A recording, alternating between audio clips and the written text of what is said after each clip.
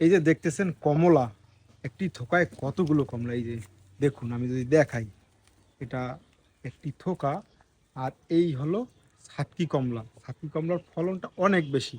আপনারা জানেন এই কমলা চাষাবাদ করার পরে কমলা যে বিদেশি ফল সেটা কিন্তু মানুষ ভুলে গেছে, কমলা এখন দেশি ফল হিসেবে মানুষ ভাবছে। এই যে দেখুন কতগুলো ফল চলে আসছে এবং এই ডালটা নিচে চলে আসছে। আমি যদি সম্পূর্ণ গাছটা দেখাই দর্শক, এই যে দেখুন, আমি এখন গাছটার কাছে আছি এবং ফলগুলো দেখাচ্ছি। এই যে দেখুন, এ পাশের ডালেও ফল আছে, ফলের ভারিতে ডালগুলো নুয়ে পড়ে যাচ্ছে।